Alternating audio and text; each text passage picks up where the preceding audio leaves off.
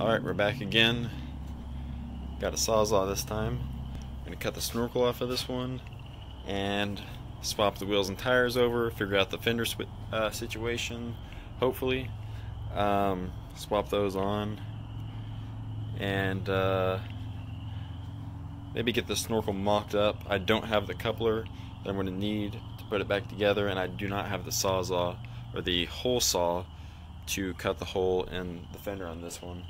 But I think I can get everything pretty much mocked up, and we're going to get this battery out and see if these lights work, and figure out if I'm going to use those pod lights or not.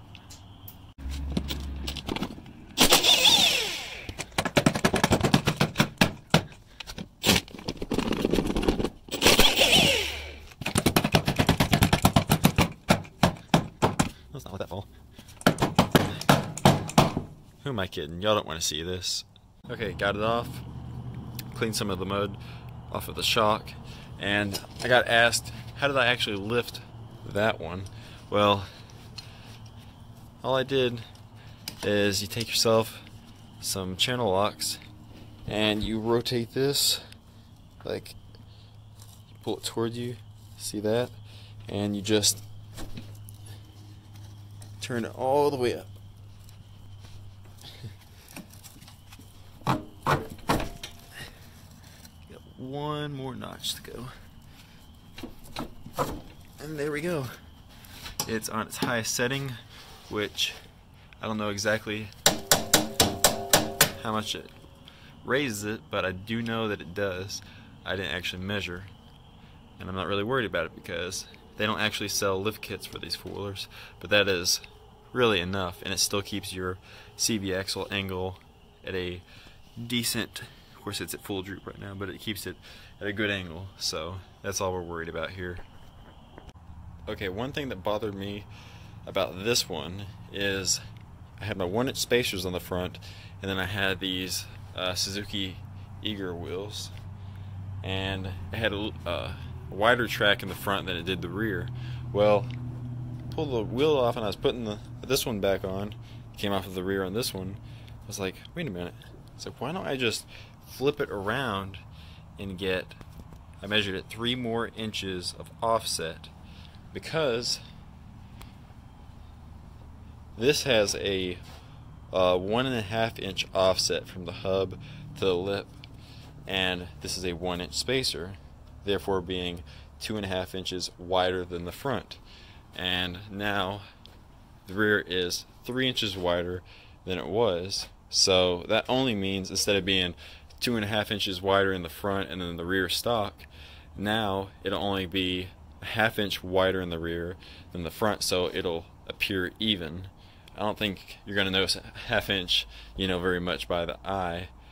Now, this four-wheeler, I did cut the fender flares, I don't know, probably at least 2 inches off of them, and I'm going to have to do the same to this, all the way back, but mainly up here, but I'm going to make it even.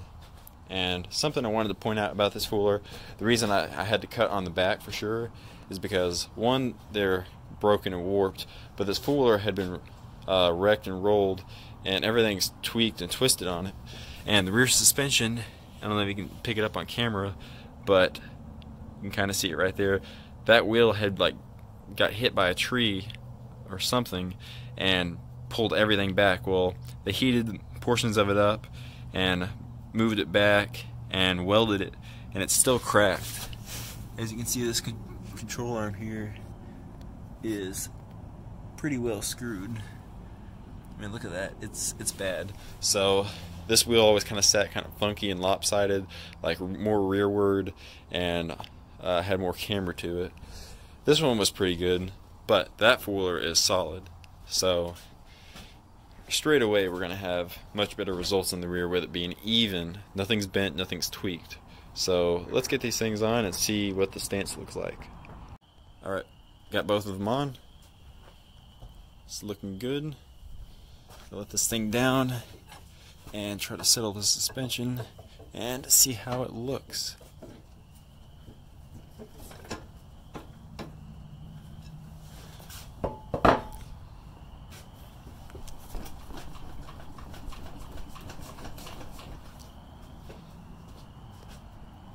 Oh yeah. Of course, when we ride it, you know, it'll straighten up a little bit. It's looking good. It's got a nice wide stance to it now.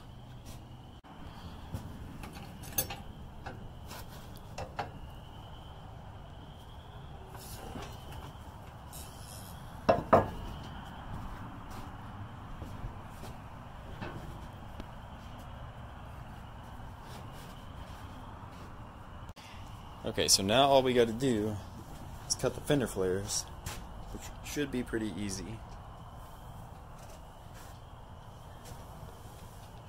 I think like 2 inches off of there is all it should need. Front's maybe a little bit more than that.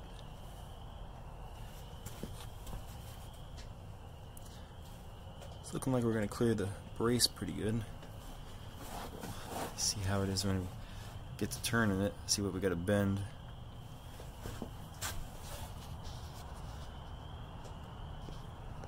Okay, we got the fender flares all cut. I'm going to end up putting a small little black self-tapping screw right there to hold those two back together, but it clears even at full suspension travel. Got the front all cut, and it is not rubbing right now, but if you turn it, it does rub on the inside. It does still clear on the outside, but we're going to end up bending that bracket to make it clear. Didn't get to pulling that snorkel off yet. That'll be done tomorrow, and work on getting all this stuff off in the carburetor on this tomorrow. So we're just about there.